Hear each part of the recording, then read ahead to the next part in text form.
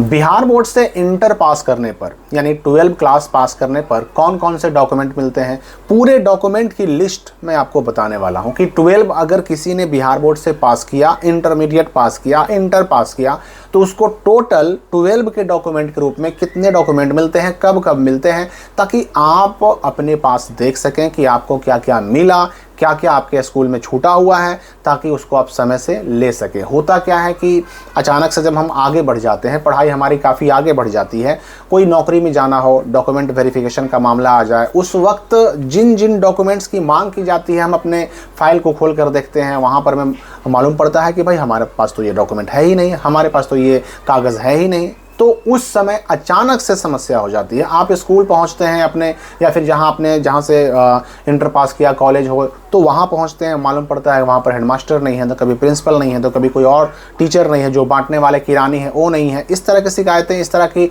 दिक्कतों का सामना करना पड़ता है। समय से ये डॉक्यूमेंट आपको अपने पास ला करके रख लेना, ताकि अचानक से अगर ज़रूरत पड़ जाए तो आपके पास कोई डॉक्यूमेंट मिसिंग ना हो। देखिए 12 अगर हम बात करें, बिहार से अगर इंटर आपने किया है या करने वाले हैं, 12 क्लास करने वाले हैं, तो 12 बोर्ड पास करने पर, इंटर पास करने पर बिहार बोर्ड में कई सारे डॉक्यूमेंट मिलते हैं। उनको हम सिस्टमैटिक समझते हैं ताकि आपको बिल्कुल समझ में आ सके, याद हो सके।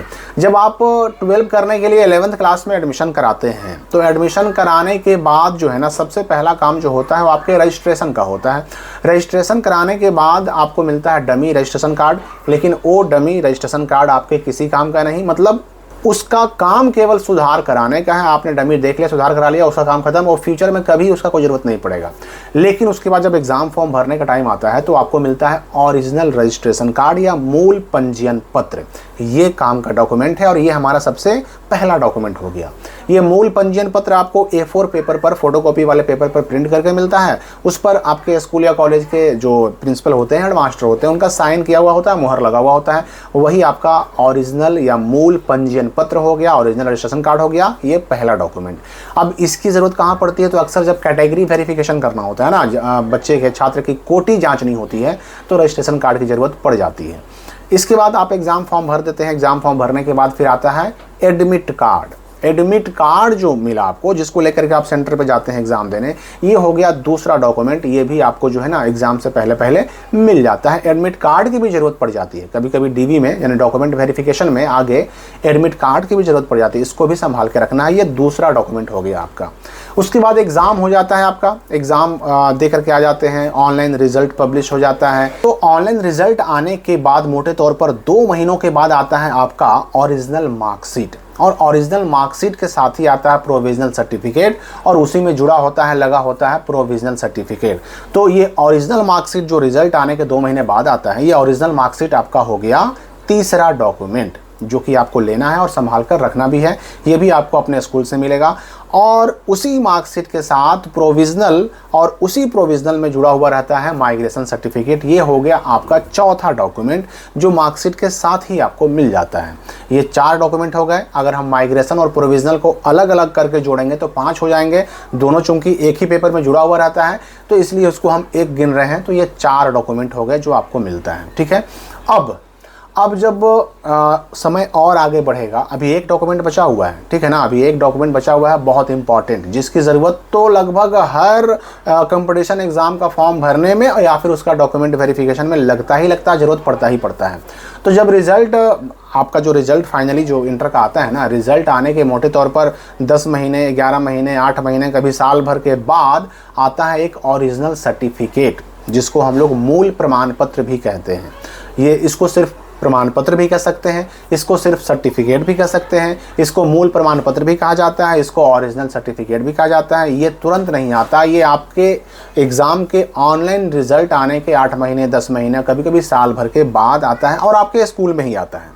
और ये भी आपको मिलेगा। हालांकि मैं आपको बता दूं कि 2025 तक जिन बच्चों ने मैट्रिक या फिर इंटर का एग्ज़ाम दिया है बिहार बोर्ड से, उन सभी का मूल प्रमाण पत्र उनके स्कूल में पहुंच चुका है, 2025 तक के बच्चों का। अब यहाँ पर कन्फ्यूज नहीं होइएगा, 2025 का जब आ गया है ना, तो 2025 से पहले जितने भी साल गुजरे हर एक साल का मैट्रिक और इंटर का मूल प्रमाण पत्र स्कूल में आ चुका है। तो 24 वाले हों, 23, 22, 21 या उससे पहले किसी भी साल वाले हों, अपने स्कूल या कॉलेज जहां से उन्होंने इंटर पास किया, मैट्रिक पास किया, वहां से जाकर के अपना ये मूल प्रमाण पत्र ले सकते हैं। 26 की अगर हम बात करें 2026 का मूल प्रमाण पत्र, तो 2026 का मूल प्रमाण पत्र भी इस साल के खत्म होने से पहले पहले आ जाएगा, उसकी सूचना मैं आपको अलग से दूंगा।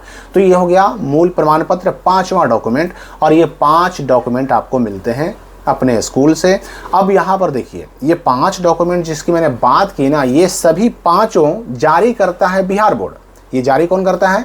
बिहार बोर्ड। लेकिन इन 5 के अलावा जब आप मार्कशीट लेने जाते हैं ना, तो मार्कशीट के लेने के बाद, चूंकि अब आपको आगे पढ़ाई करनी है, तो आपको टीसी चाहिए, या उसको CLC कहिए, कॉलेज लिविंग सर्टिफिकेट, या फिर SLC कहिए, स्कूल लिविंग सर्टिफिकेट। वो TC भी चाहिए आखिर, क्योंकि आगे एडमिशन कराना है।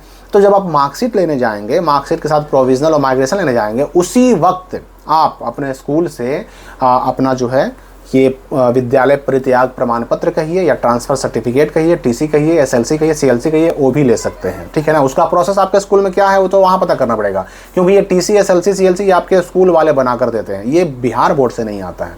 और फिर अगर आपको ज़रूरत है तो उसी समय TC लेते समय, मार्कशीट लेते समय, उसी समय आप कैरेक्टर सर्टिफिकेट कहिए, या चरित्र प्रमाण पत्र कहिए, या फिर आचरण प्रमाण पत्र कहिए, ये भी आप अपने स्कूल से ले सकते हैं। तो ये दोनों चीज़ें स्कूल बना कर देता है, और बाकी जो 5 मैंने आपको बताया, ये सभी बिहार बोर्ड जारी करता है, बिहार बोर्ड इशू करता है, और ये आपको मिलता है स्कूल से ही। आप डायरेक्ट बिहार बोर्ड या फिर DO ऑफिस या अपने जिला कार्यालय से नहीं ले सकते हैं।